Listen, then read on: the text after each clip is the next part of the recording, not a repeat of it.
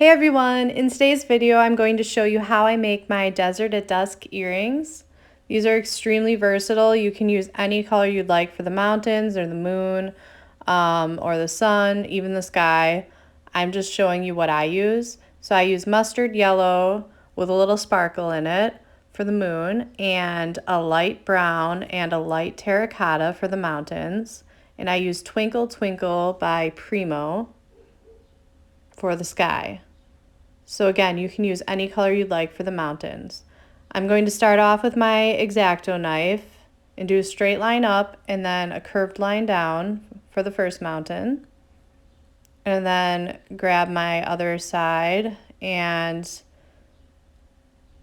cut out a shape to connect the two mountains together. It doesn't have to be perfect. I'm freehanding it, as you can see, and it's, it might take a couple of tries, but most likely you'll get it on the first try. Now I just connect the two together and I lightly press down. And now grab whatever color you're using for your moon or your sun and just visualize how you'd like it to come out from between the mountains and make a V-shaped cut. This doesn't have to be perfect either. Just make sure it fits before you do the next step. Okay, this one will. And now I'm just grabbing a round cutters. You can use any round cutter you have, or you can just cut the shape with the X-Acto knife. And now place your moon or your sun in between the mountains, and you can lightly press down to connect them. You don't want to change the shape of the sun, but you can lightly press at the bottom and it will just connect with the mountains.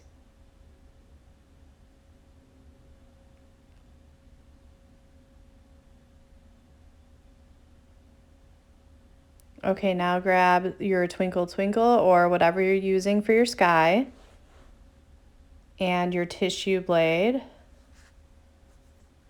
or a flat surface. A spatula works, a knife, even your X-Acto knife could work, and place it on top of the Twinkle Twinkle.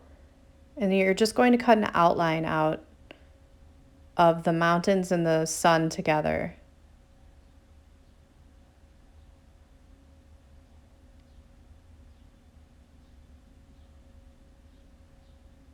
And then take the background off and replace it with your landscape. And now you can lightly press together and connect the sky with the mountains and the moon or the sun. And I just slide it down a little bit to connect it so it doesn't change the shape of anything.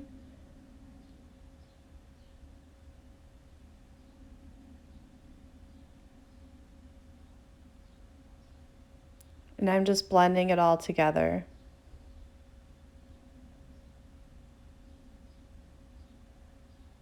It's hard to see from the video, but there were a few spaces because I didn't do a perfect cut, but it's easy to fix with clay, especially if you have the clay at the first setting. You have a lot of room to work with.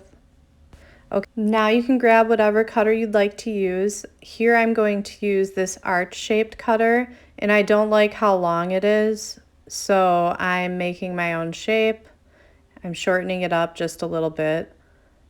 And see, the bottom is a little bit jagged, so I'm going to cut it with the tissue blade and just even it out.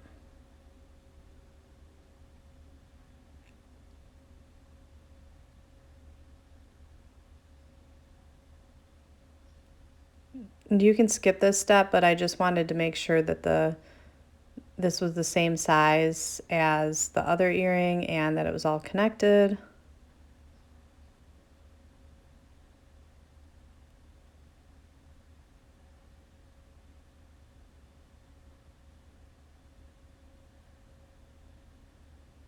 It's a little bit longer, so I'm just cutting it to match the other earring. Now these can be baked at 275 for at least 40 minutes. And after I baked, I noticed that there was some lint and some of my fingerprints on there from forming it. So you can use nail polish remover, pure acetone,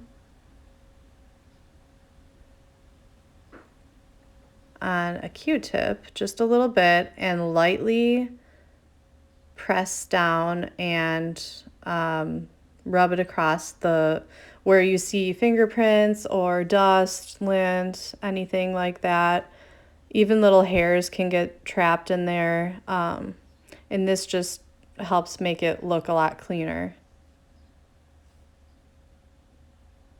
Just make sure you don't press too hard and you don't use too much, because if you do, it starts eating away at the clay.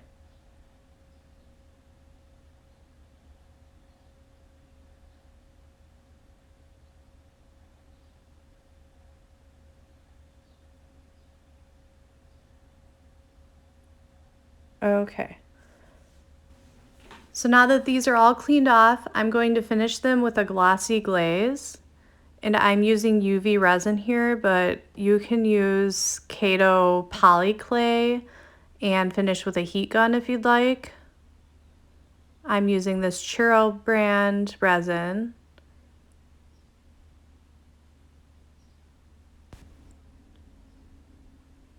I'm just testing to make sure the pieces are connected to the tile.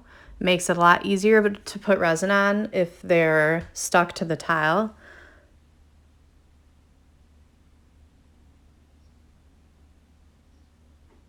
So I just draw the outline with the resin, and then I fill in the middle.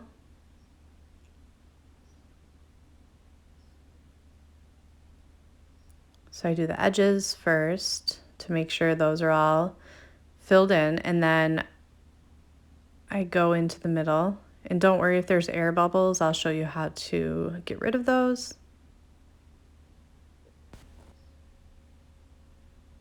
I think adding glaze to these earrings just brings them to another level. The stars really pop out and the mountains look a lot cleaner, and the whole earring just has a real nice polished look to it.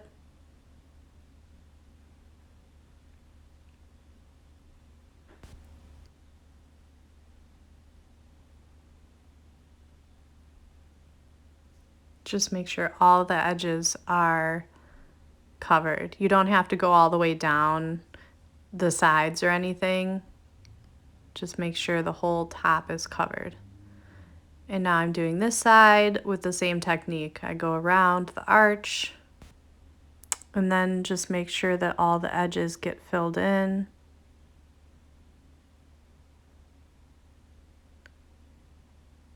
And sometimes I take a flashlight just to make sure that the edges are actually all filled in, because once you cure it, it's hard to add more resin to it without it looking like you made a mistake and added more resin. So I always like to triple check that the edges are actually filled in.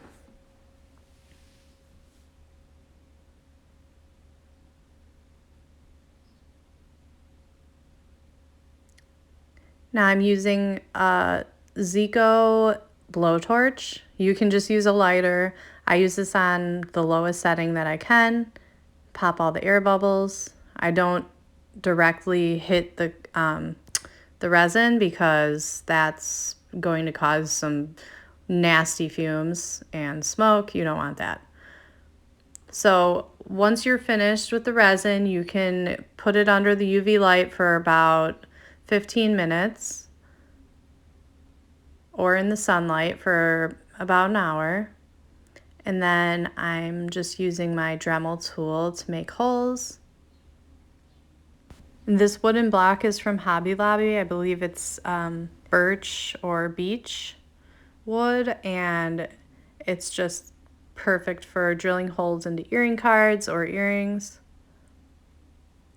I'm using some gold jump rings, and they're 6mm, and then I'm using gold ball posts.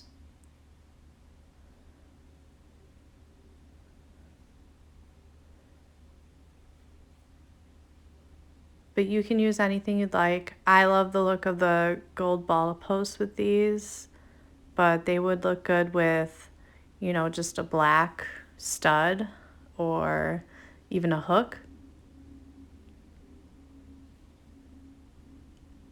And I always use 2 pliers to connect the jump ring together.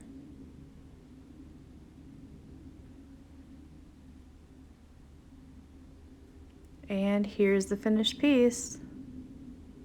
Look how pretty the gloss made the stars. And the possibilities are really endless with these. If you do decide to use this technique, please let me know what you used for your colors and how they turned out. Thank you so much for watching. I hope you enjoyed.